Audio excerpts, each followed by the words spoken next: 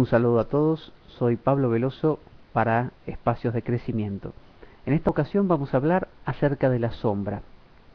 Mucho se habla acerca de aquellos aspectos de nosotros que no resultan demasiado evidentes aún para nosotros mismos. Ustedes han visto que muchas personas tienden a jerarquizar o a tratar de mostrar como una especie de carta de presentación a los otros muchos aspectos que consideran que son los más ventajosos, los más positivos de su persona, y tratan de dejar de lado y de no mostrar aquellos aspectos que no convienen. Esto tiene que ver con esa demarcación que hacemos desde la infancia. Cuando somos muy pequeños no existe ningún tipo de demarcación, es más, el bebé mira su mano y no se da cuenta que la mano y el fondo, en realidad no es que no se dé cuenta, no son dos cosas distintas, pero el bebé no lo nota, no nota que hay diferencia. La diferencia empieza a surgir cuando surge esta sensación de ser un yo que por un lado es biológico, por otro lado es engordado por el lenguaje, y el bebé empieza a estar convencido de que esa mano es de él y que además es diferente a ese fondo contra el cual él la contrasta. Y así empieza a darse cuenta de que él es diferente a los otros. Pero también descubre que hay cosas de su persona que no le agradan mucho. Cuando el bebé se empieza a observar, descubre que de repente hacerse pis encima o vomitar son cosas que a mamá no le agradan. Y como el bebé siente que mamá es todo, no agradar a mamá le acarrea mucho dolor. De manera tal que empieza a cambiar sus hábitos, empieza a modificar su conducta y poco a poco su pensamiento se va estructurando de forma tal que algunos aspectos de su persona quedan pospuestos. Es decir, aprende a sonreír cuando viene mamá, a no hacerse pis encima o caca encima o cosas por el estilo si a mamá no le gustan. Y eso se va extendiendo. Imaginen que ese crío, ese niño va creciendo y cuando es más grande aprende que, por ejemplo, no sé, toser sin taparse la boca no gusta, es algo que le trae problemas después porque los miran todos con mala cara, lo retan, le pueden dar algún golpe o alguna palabra fuerte que le causa dolor emocional. Entonces aprende a taparse la boca cuando tendría ganas de toser con la boca abierta y hacia cualquier lado. Lo mismo, no sé, bostezar sin taparse la boca o pedir permiso para, no sé, levantarse de la mesa, por así decirlo. En su quehacer cotidiano hay miles de situaciones que va aprendiendo a modificar. Y esto es lo que muchos llaman represión. Pero simplemente es un reordenamiento del pensar. Podemos catalogarlo si nos da la gana o si nos gusta como una represión. Sin embargo, no se trata de que esa persona, un alguien ahí adentro, esté haciendo algo con aquella parte de sí mismo porque le molestó o porque no le conviene. Simplemente el pensamiento entero, tal como el agua se acomoda al recipiente que la contiene, el pensamiento entero se va reacomodando y va dejando ciertas cosas en el olvido porque no son convenientes. Sin embargo, esas conductas, eso que queda ahí en el olvido, que hasta la misma persona intenta olvidarse de que está, supongan como este personaje de los Simpson, Flanders, que es una persona sonriente, que siempre está con un estado de ánimo agradable, que siempre está sonriendo, y piensen en muchas personas que, por ejemplo, trabajan en puestos donde tienen que siempre sonreír, siempre estar bien, vender un producto con una sonrisa de oreja a oreja, mostrar que están rebosantes de alegría y saludables, y así vemos desde profesores de yoga hasta vendedores de Herbalife o cualquier otro producto entre medio que se esfuerzan por ser la persona simpática y sonriente. Y muchas personas deben hacerlo también en su casa, o sea que no tienen tregua, no es que llegan a su casa y son ellos mismos con cara de vinagre, cara de limón, como se dice, no, en su casa también tienen que ser así, porque imaginemos que en esa familia se acostumbra a que todos deben tratarse bien, que todos deben sonreír siempre, que no debe haber lo que se le llama mala onda o mala energía. Entonces esa persona se acostumbra a forjar una personalidad. Cuando esa personalidad se forja, cuando elige no voluntariamente, es decir, vamos a decirlo de otra manera, cuando el pensamiento se reordena de acuerdo a las interacciones con el medio de una manera determinada, lo que resulta es un tipo de persona que podemos catalogar, si queremos, en dos grandes grupos. Personas, podríamos llamarle cuadradas, y personas redondas.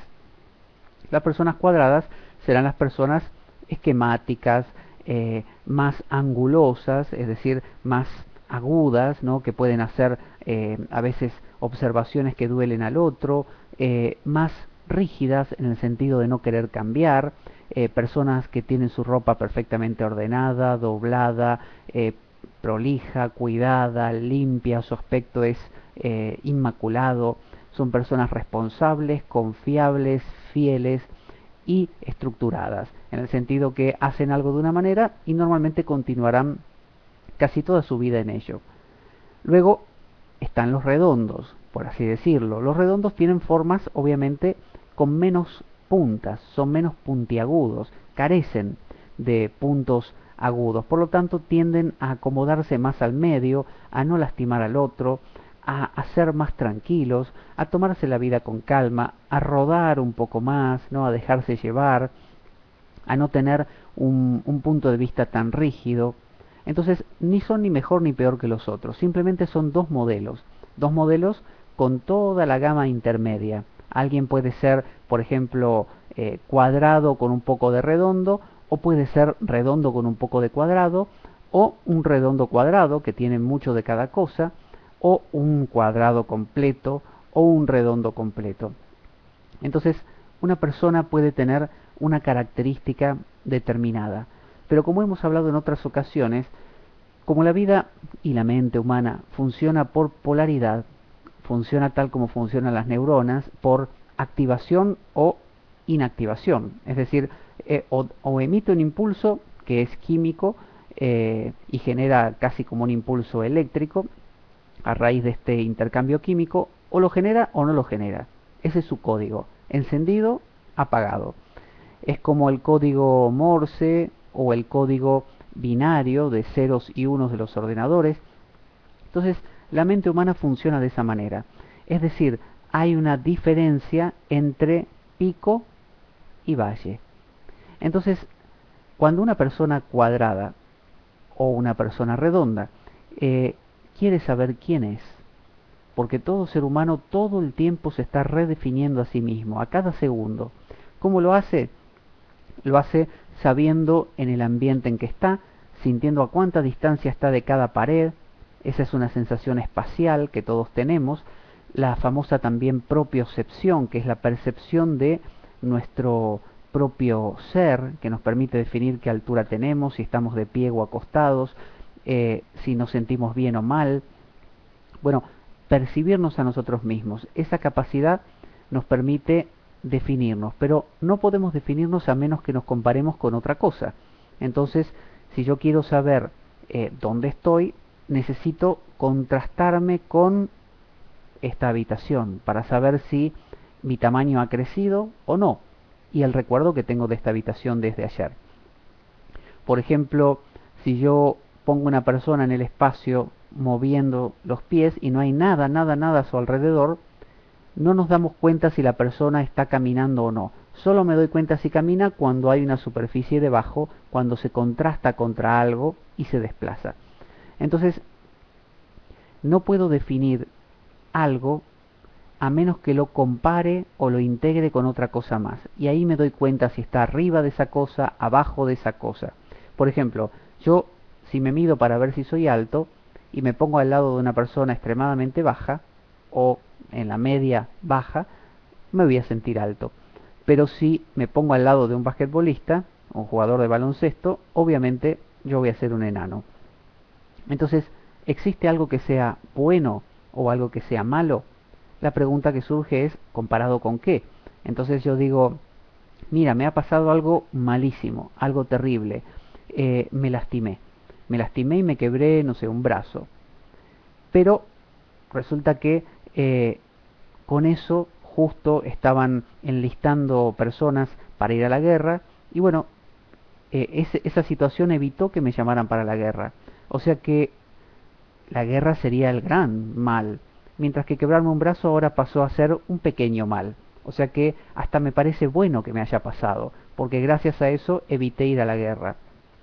Entonces, cuando una cosa es buena, cuando una cosa es mala, cuando una persona es alta, baja, bella o fea, cuándo lo es, depende con quién se compare. Entonces, nadie es algo o nada es algo solo, per se. Una cosa no es lo que es por lo que es, sino por el contexto en que está ubicada. Entonces, yo, por ejemplo, todo el tiempo necesito definirme. Mis parámetros se definen con respecto a lo que hacen los demás, a lo que piensan los demás, a lo que sienten los demás, a lo que corporalmente son los límites de los demás. Ahí me descubro. Entonces, cuando una persona cuadrada necesita definirse, si se reúne con otros cuadrados que son muy similares, muy cuadrados, como ella misma, le va a costar mucho darse cuenta quién es.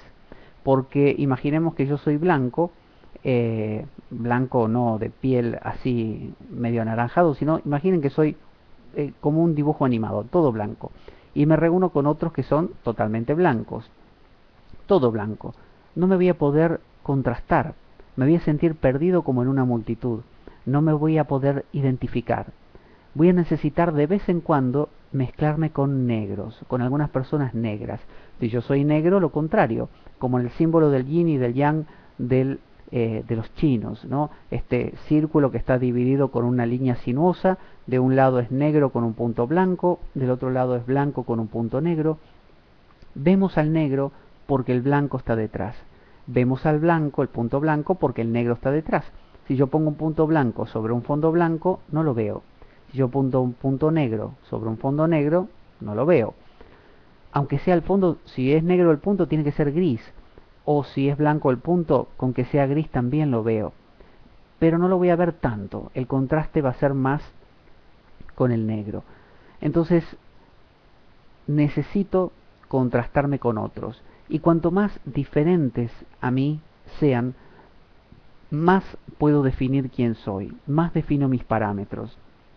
Si yo quiero definir, por ejemplo, un árbol, me es muy fácil definirlo comparándolo con otros árboles. Entonces puedo decir, ah, es un árbol enano, o está lejos o está cerca, porque aprendí que según el tamaño que tiene, algo está más cerca o más lejos. Entonces, o una persona, puedo definir si está más cerca mío porque es más alta, o más, su tamaño es más grande comparado con otra que se ve más lejana. Y así tenemos que a veces las personas cuadradas necesitan estar cerca de personas redondas, contratar personas redondas,